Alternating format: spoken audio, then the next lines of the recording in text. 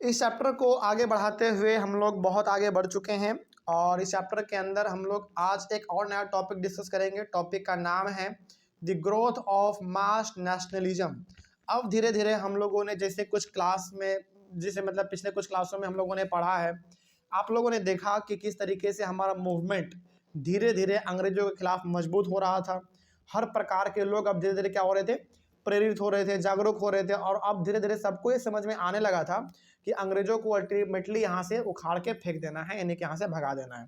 तो अब धीरे धीरे यहाँ पे बेसिकली ये है कि लोगों के अंदर जो नेशनलिज्म का भावना था, यानी कि देश से जो प्यार का था भावना, देशभक्ति का जो भावना था, वो धीरे धीरे और बढ़ रहा था।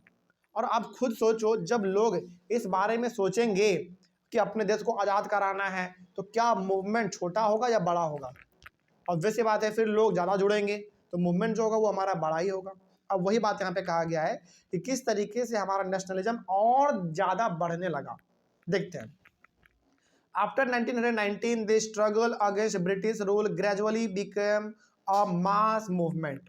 1919 के बाद धीरे धीरे हमारा जो मूवमेंट था, यानी कि जो हमारा प्रोटेस्ट करने का तरीका था, लोग अब धीरे धीरे ज़्यादा इकट्ठा होने लग गए थे, जागरूक होने लग गए थे और सभी ने विचार बना लिया था कंप्लीटली कि अंग्रेजों को यहाँ से हटा ही देना है, उखाड़ के फेंक देना है और आज़ादी को हासिल कर लेना है। आगे peasants, tribals, students, factory workers and women in large numbers take participate in the movement। हर प्रकार के मूवमेंट में हर प्रकार के लोगों ने पार्टिसिपेट किया, अंग्रेजों के खिलाफ नारेबाजी किया और इस विचार पे वो लोग अड़े रहे कि अंग्रेजों को अब यहाँ से हटा ही देना है। चाहे वो बात किसान का हो, आदिवासियों का हो, विद्यार्थियों का हो, फैक्ट्री में जो वर्कर काम करते हैं उनका हो, सब किसी ने अपना एकदम पूरा मन बना लिया था कि अंग्रेजों को यहाँ से भगा ही देना है। आगे certain business groups all begin to actively support the movement. उस समय पे हमारे इंडिया के जो कुछ बड़े बड़े बिजनेसमैन हुआ करते थे, उन्होंने भी इस मूवमेंट में एक्टिवली, यानी कि बहुत अच्छी तरीके से उन्होंने भी पार्टिसिपेट किया। मतलब कहने का मतलब हर प्रकार के लोगों ने अब मन बना लिया था कि अंग्रेजों को यहाँ से भगा ही देना है। ठीक है। आगे The First World War lead to a huge rise in the defense expenditure of the government of India। अब देखो, ये जो अंग्रेज हमारे इंडिया में रूल कर रहे थे ना, ये अंग्रेज बेसिकली आए कहाँ से थे? ब्रिटेन से आए थे। और फर्स्ट वर्ल्ड वॉर में ब्रिटेन ने भी लड़ाई लड़ा था। तो अब यहाँ पे आप जरा सोचो, क्या लड़ाई लड़ने में पैसा खर्च नहीं होता क्या? बिल्कुल होता है, वो भी बहुत ज़्यादा होता है। तो फर्स्ट वर्ल्ड वॉर में ब्रिटेन ने भी पार्टिसिपेट किया था, यानी कि ब्रिटेन ने भी लड़ाई लड़ा था। अब अपना अपना लॉजिक लगा के बताना कि क्या ब्रिटेन वाला एक भी रुपया उस लड़ाई में अपना लगाया होगा? वो सारा पैसा किसका लगाया? हमारे इंडिया का लगाया। बेसिकली अंग्रेजों का जो रूल था हमारे इंडिया के ऊपर, वो लोग कौन लोग थे, कहाँ से आए थे? ब्रिटेन से आए थे। और हमारे ऊपर ने उन्होंने क्या कर दिया, बहुत भारी मात्रा में टैक्स लगा दिया। अब हम लोगों से वो टैक्स लेते थे और वो टैक्स का पैसा वो लोग कहाँ भेजते थे? अपने देश ब्रिटेन भेजते थे। और वो पैसा का खर्च कहाँ करते थे? वो लोग लड़ाई में करते थे। देखो, लड़ाई लड़ रहा है वो, लेकिन पैसा किससे खर्च हो रहा है? हम भारत के लोगों का खर्च हो रहा है। वो लड़ाई अलग अलग कंट्री से हुआ था। फर्स्ट वर्ल्ड वॉर में ना अलग अलग कंट्री आपस में लड़ाई लड़ रहे थे। बेसिकली दो ग्रुप था। एक, देखो, कभी लड़ाई क्या आपस में होता है क्या? नहीं, मतलब कि अकेला आप लड़ाई लड़ पाओगे? नहीं, तो सामने भाई कोई होना चाहिए लड़ाई लड़ने के लिए। तो फर्स्ट वर्ल्ड वॉर में बेसिकली दो ग्रुप लड़ाई लड़ रहा था और उनमें हमारा एक ब्रिटेन भी था। तो उसमें जो पैसा खर्च हो रहा था वो सारा कौन दे रहा था भाई? इंडिया दे रहा था। इंडिया दे नहीं रहा था, बल्कि इंडिया के लोगों से जबरदस्ती ये लोग ले रहे थे टैक्स के रूप में। तो हम लोगों को धीरे धीरे क्या कर रहे थे? ये लोग खोखला करते जा रहे थे, बहुत कमजोर करते जा रहे थे ये लोग। और यदि हम लोग टैक्स नहीं देते थे ना, तो भयंकर हम लोगों को मारते पीटते थे ये लोग, बहुत गंदे तरीके से टॉर्चर भी करते थे। आगे, the government increase taxes on individual incomes and business profit. सोचो, इनकम टैक्स जिसको हम लोग बोलते हैं ना, इनकम टैक्स का मतलब होता है कि आपका जितना आमदनी होता है उसका कुछ हिस्सा टैक्स के रूप में हमको दे दो। जैसे आप लोगों के पिताजी यदि गवर्नमेंट ऑफिसर हैं तो आप लोगों के पिताजी का ना टैक्स कटता है। तो कहने का मतलब हुआ कि आपके पिताजी को जितना पैसा मिलना चाहिए वो पूरा पैसा नहीं मिलता, टैक्स कट के मिलता है। टैक्स पहले गवर्नमेंट रख लेती है, फिर आपके पिताजी को सैलरी मिलता है। तो वही बात अंग्रेजों ने यहाँ पे क्या किया, अंग्रेजों ने कहा कि जितने भी आपके इनकम हैं उनमें से आप अपना कुछ टैक्स हमको दो, यानी कि कुछ पैसा दो टैक्स के रूप में। और जो बड़े बड़े बिजनेसमैन थे हमारे उस समय पे, उनसे भी क्या किया गया, प्रॉफिट जो वो कमाते थे उस प्रॉफिट का कुछ हिस्सा इन्होंने लेना चालू कर दिया। उन्होंने कहा कि भाई तुम बड़े बिजनेसमैन हो, तुमको प्रॉफिट बहुत होता है, तो कुछ हिस्सा अपने इनकम का हमको भी दो। अंग्रेजों ने ऐसा कहा। हाँ, लगभग हर चीज़ का टैक्स। आपको जानकर हैरानी होगी कि अंग्रेज ने नमक के ऊपर भी टैक्स लेते थे। सोचो, नमक के ऊपर, यानी कि हम लोग जो नमक खाते हैं ना, उस समय पे जो हम लोग नमक खाते थे अंग्रेजों के समय में, नमक के ऊपर भी वो लोग टैक्स लेते थे। हाँ, लेना खाना तो नमक सबको है, तो सबसे वो टैक्स लेते थे। हालांकि टैक्स के नमक के बारे में हम लोग आगे भी पढ़ेंगे। क्लास 10th में ना एक चैप्टर है आपका नेशनलिज्म इन इंडिया, हिस्ट्री में है। उसमें बताया गया है कि नमक के ऊपर टैक्स कैसे लिया जाता था और महात्मा गांधी ने उस सिस्टम को कैसे खत्म किया, जिसको हम लोग आम भाषा में नमक कानून के नाम से भी जानते हैं, और सॉल्ट मार्च भी कभी कभी हम लोग उसको बोलते हैं। तो उसके बारे में हम लोग आगे पढ़ेंगे, लेकिन खैर आगे बढ़ते हैं।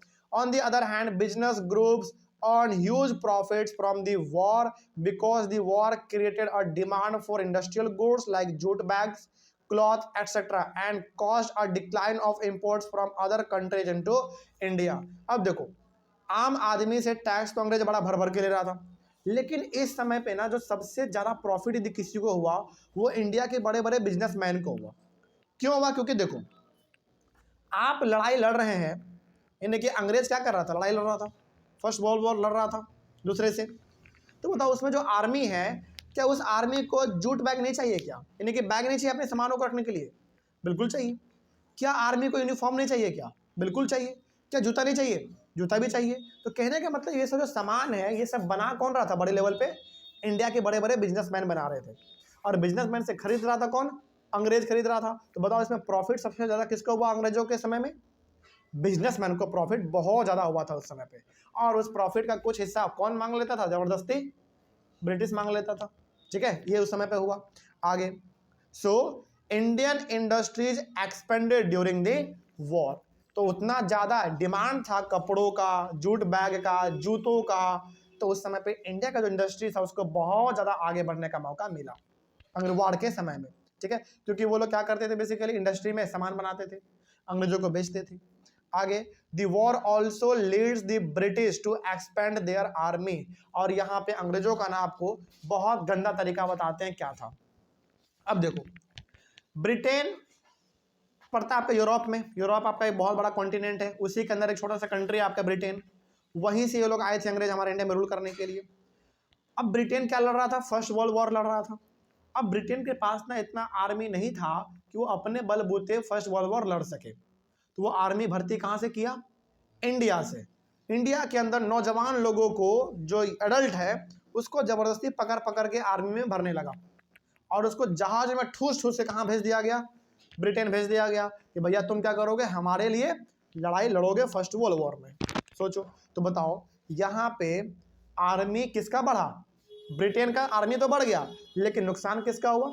इंडिया के लोगों का। अब देखो भाई, आप लड़ाई लड़ रहे हो तो गारंटी थोड़ी है कि आप जिंदा वापस आओगे। आप मर भी सकते हैं लड़ाई में, आप मारे भी जा सकते हैं। और इसका ठीक यही हुआ था कि लड़ाई में बहुत सारे, मतलब कि लगभग हमारे ज़्यादातर जो सैनिक गए थे भारत से, वो मारे गए थे, युद्ध में मारे गए थे भयंकर लेवल पे। तो अंग्रेजों का तो कुछ नहीं गया, गया किसका? फिर भारत के नौजवान हमारे मारे गए बहुत सारे। ठीक है, आगे, villages were pressurise to supply soldiers. Villages, गांव गांव जाके अंग्रेजों ने प्रेशराइज किया लोगों को, प्रेशर दिया लोगों के ऊपर कि अपने बच्चों को हमारे यहाँ पे आर्मी में भेजो। एक तरीके से उस समय पे जो आर्मी था ना, वो सरकारी नौकरी था। आप यहाँ पे भी कह सकते हैं कि उस समय पे जो नौकरी मिलता था आर्मी में, वो पकड़ पकड़ के मिलता था कि चलो तुमको सरकारी नौकरी देंगे। कौन देता था? अंग्रेज देता था। लेकिन क्या आज ऐसा है? नहीं, आज ऐसा नहीं है। आज आपको फॉर्म भरना पड़ता है, रिटर्न देना पड़ता है, पूरा मेडिकल निकालना पड़ता है, फिजिकल निकालना पड़ता है। अरे देखो, एक तरीके से देखा जाए ना, तो हम लोगों को उस समय पे जॉब का बिल्कुल ज़रूरत भी नहीं था, क्योंकि इंडिया का उस समय पे पॉपुलेशन कम था, पहला बात, और ज़मीन हमारे पास बहुत था, यानी कि खेती करने के लिए ज़मीन हमारे पास उस समय पे कोई कमी नहीं था। कहने का मतलब, उस समय पे हम लोगों को रोज़गार की कोई ज़रूरत नहीं थी। हम लोग अपना आराम से पेट पाल रहे थे, अपना घर परिवार चला रहे थे। हम लोगों को नौकरी की प्यारा भी नहीं था। भाई उस समय पे आर्मी का नौकरी किसको प्यारा रहेगा? आर्मी का नौकरी किसी को प्यारा रहेगा क्या? लेकिन हाँ, उसको प्यारा जरूर होता है जो कि देशभक्त होता है, जिसको कि मरना हो तो मर जाएगा, जीना हो तो जी जाएगा। यानी कि आर्मी में जो आदमी जाता है ना, वो नॉर्मल आदमी नहीं होता, वो अपना जीवन पूरी तरीके से समर्पित कर देता है अपने देश के प्रति।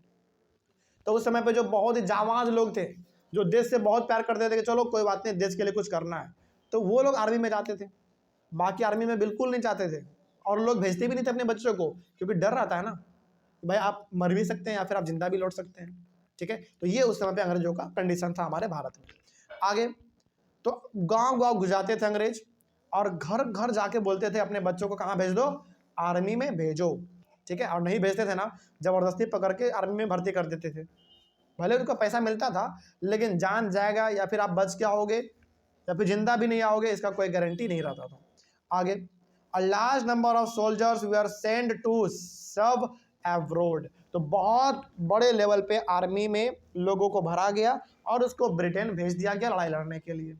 ठीक है, आगे, मैंने return after the war with an understanding of the ways in which British powers were exploiting the peoples of Asia and Africa and with a desire to oppose colonial rule in India।